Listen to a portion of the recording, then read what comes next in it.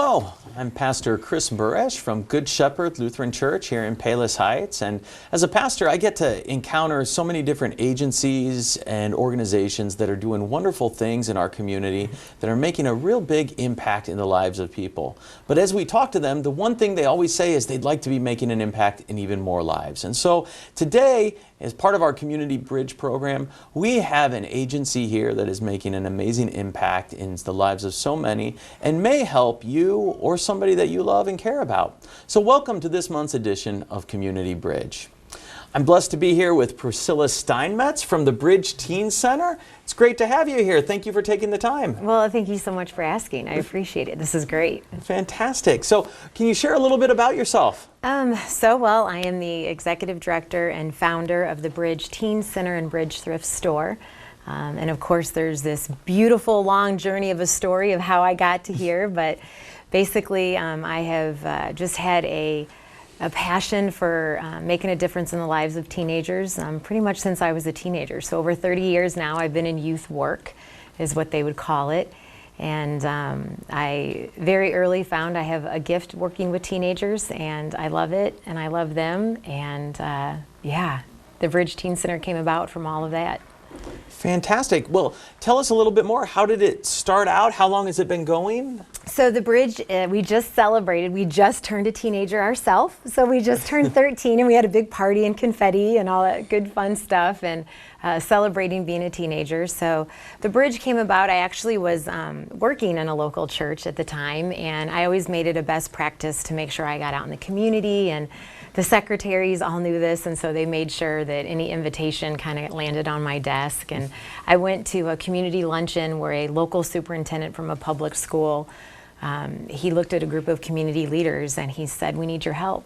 He said, "We're losing our young people." He goes, "They come in their freshman year, they want to be the next LeBron James or the next Taylor Swift, and by the end of their freshman year, there's no hope, purpose, or direction in their life."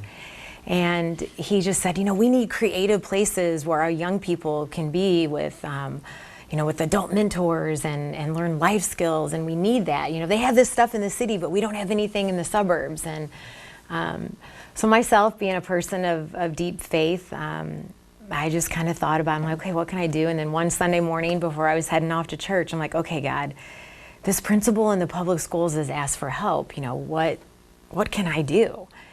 And it was really kind of one of those moments where my life flashed before me as a teenager and some of the things that I struggled with. I have moderate dyslexia. I had an eating disorder as a young teenager, and just struggled with just life, And then I looked at my journey working with teens and working for other nonprofits and my struggle to kind of find my place in this world. And I'm like, duh, a teen community center. I'd worked at some nonprofits and had some experience and knowing kind of what was in the community and knowing what students need. And it was just kind of one of those moments. And so I went back to that superintendent and I said, hey, well, first I went to my husband and I'm like, hon, I have an idea.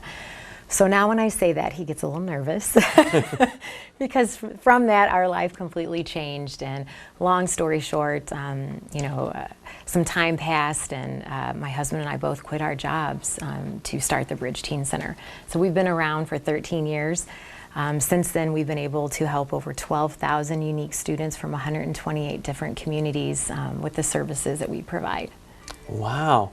So, what a great way in which your story kind of blossoms to create something that's benefiting so many others. So what is the mission currently of the Bridge Teen Center? So the mission of the Bridge is to provide free programs during after school and those unsupervised hours. Unsupervised hours are those Friday nights when maybe a teenager doesn't want to be hanging out with mom and dad. Okay. And they want to be on their own, or they want to be in the basement by themselves. And then also during the summer when a lot of teenagers have a lot more time on their hands. And so for us, we come alongside of a teen. Our mission is to come alongside of a teen in a holistic way. And once again, it's very so much reflected of my personal journey, of my healing in life, of my finding my purpose and my place in this world, and where my talents and my gifts lie mentally, physically, emotionally, and spiritually. I think a lot of times we compartmentalize a teenager, and yes, we need them, mentally, of course, to grow and to get their education, but sometimes we forget to help them navigate emotions and to nurture them and to figure that out, and physically just making sure, they're not drinking, Mountain Dew at midnight, kind of simple things like that, or, being on TikTok till 2, 3 o'clock in the morning. Are they getting enough sleep? And then, of course, one of the areas that we actually do forget a lot is the spiritual side of things. Students need to learn generosity. They need to learn what it's like to forgive. We talk about bullying, and so for me, that side of it does get left a lot, because all the students that have dealt with bullying and even now dealing with mental health issues, the holistic point of view really helps them figure out that, wow, okay, I might be failing in math, but hey, these are other areas that I'm excelling in, and it gives them hope. Yeah. And there's more to us than just that one little compartment. We're a whole being. Yeah, fantastic. You mentioned bullying, you mentioned some of the start of the program really began with a cry from the community saying, hey, we need some help here. Some help. How have you seen the Bridge? What are some stories or what are some impact that the Bridge has had on the greater community as you're based in, Tinley Park? We're in Orland Park. We're really close. We're like right on the border. We did that strategically so we could be, available to all the surrounding communities. But like I said, we actually serve 128 different communities. Yeah. So, really the impact comes in our after-school programs. We provide 350 free after-school programs. So we have no fee-based for our programs. For us, it's taking the gifts and the talents in the community out there and bringing them back in. So it's that older generation impacting the younger generation and passing down some of the things, we'll do basic life skill things on like how to change a tire, but we'll also bring in amazing, beautiful chefs from our community that will help a young person learn basic kitchen skills and actually even how to roll sushi. And so we have some amazing people that come in to teach students just basic life skills that empowers them and connects them with community.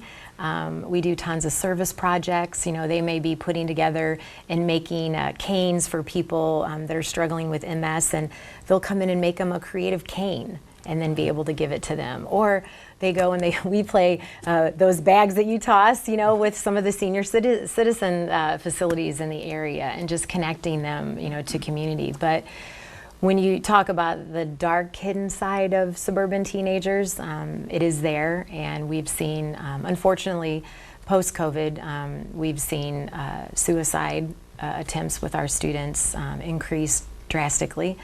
Years ago, yes, bullying was a thing that everyone talked about, students cutting themselves. I think one of the first stories I heard out of the Bridge, I was sitting with a young lady and we were asking students to share their story because people in the suburbs, well, there's a Starbucks in every corner, so our kids are fine, right? They have the many essential things of life, but they're lacking the most essential part of life, knowing that their life matters and that they have purpose and meaning. And without this world, the world is a little darker, and we need them to be those lights. We all need to use what God has given us to be those lights, and that their life matters. And so for us, it's speaking truth into students' life. But I had a young lady, I was interviewing her, and she was a very typical suburban teenager. She was, on the cheerleading squad, straight A student, excelled in so many things that peripherally were like, oh, she's got it all together, right?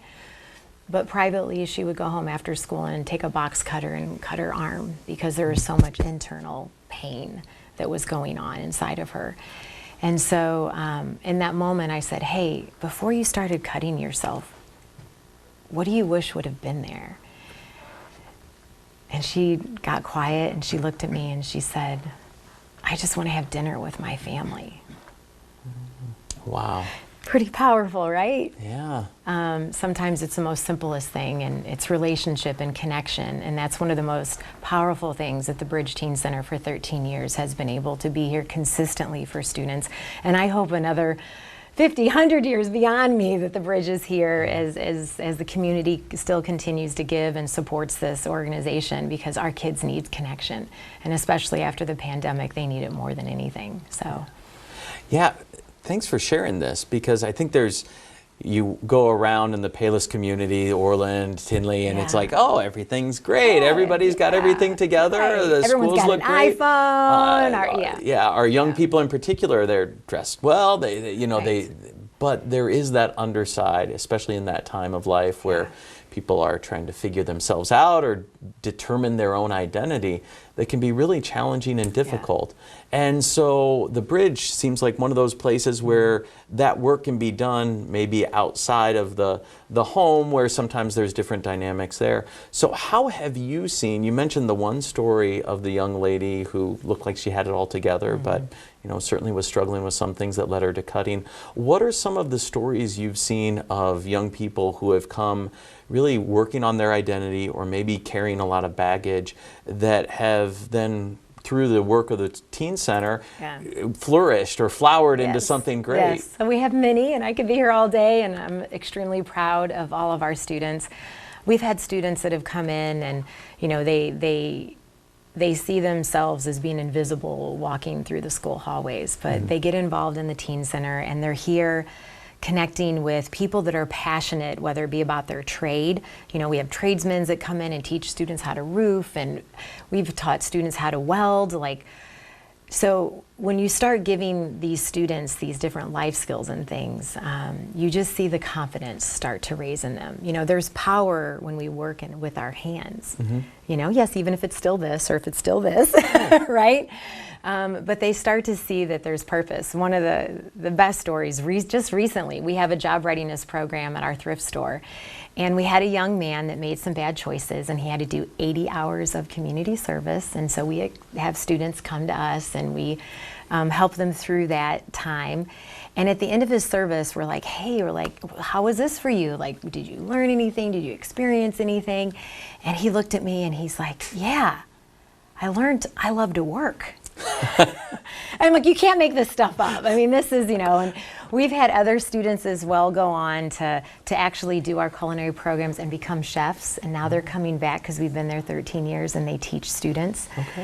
We've had students that have just gone on to some other phenomenal careers. Not only from the programs at the Bridge, but our job readiness program at our thrift store, and it's been this great segue. And just even awesome stories like students going through our job readiness program and they're prepared to get interviewed and they get their first job as a teenager. And they come back and like, yeah, I did it, and so we've just had so many, amazing stories. Even the students that have gone through some of those dark times, their parents will come back and go, we were in the hospital, and they looked at us and they said, I can't wait to get back to the Bridge. They're going to miss me. And so being able just to provide that hope, they know that they're missed by us, and they know that they're important. And so we've had so many career success stories. We actually have a young man that works at the Bridge that used to come to the Bridge from middle school to high school, and now he come back and he actually works at the Bridge now, giving to students what was given to him. I could sit here all day and tell you the amazing stories. Well, it sounds like there's a lot of great stories, and I mean, what a testimony to the need and the way that the Bridge is meeting that need.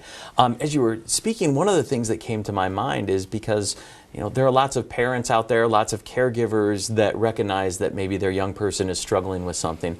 What are some of the barriers that you commonly encounter to a young person getting involved? And what are also the ways in which parents or those that love and care for them can help them to work through those barriers to, maybe give the Bridge Teen Center or another outlet a try? All right. So barriers, as someone who's worked with teens, so a parent, as a kind of a little tip, don't suggest it to your kid. Have someone else suggest it.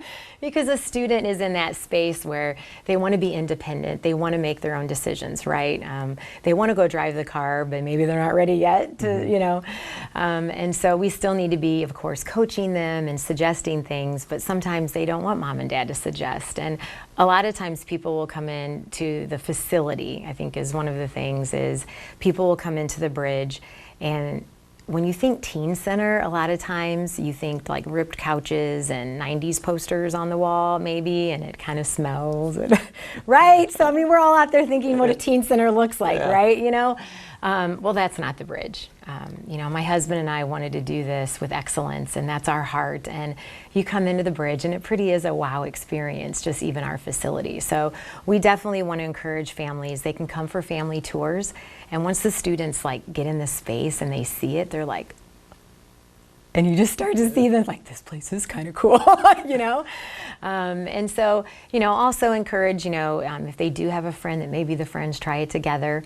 But students just have to go online and the family can fill out a student membership application. They can come and tour and get free membership, and they have access to everything the Bridge Teen Center has to offer, our after-school programs and our Friday night social events for students as well that we have.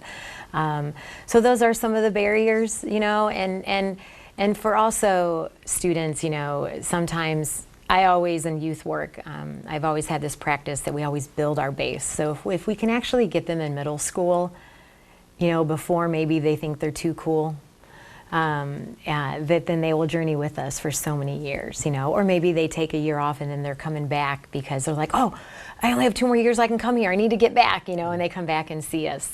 So yeah, friends, you know, maybe have someone else suggest it, and then just maybe, you know, come drive by and just say, hey, let's go into this place and see what it's like. So. Fantastic. Well, I mean, what a great strategy. And you've obviously had to work through that multiple times because those barriers can be so powerful. Yeah.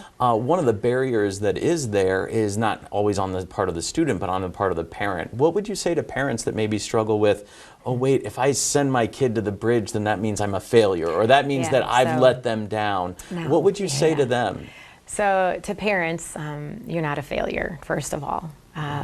You know, the teenage years are very turbulent. They're changing, you know, every mentally, physically, emotionally, the student is changing. And so to try to keep up with it every month and then even keep up with what's happening in our culture is really difficult. So that's what we're there to lend support. If a parent is just struggling themselves, they can even call us and we'll talk them through, even like, I want to get my kid there, but I don't think I can. Hey, let's have a conversation. Let's come over and we'll sit and talk and we'll strategize. We'll see if there's an aunt or an uncle that maybe can suggest it. But the parents actually, they have the most power in a teen's life. And a lot of parents don't realize this. You have the most power in your teenager's life.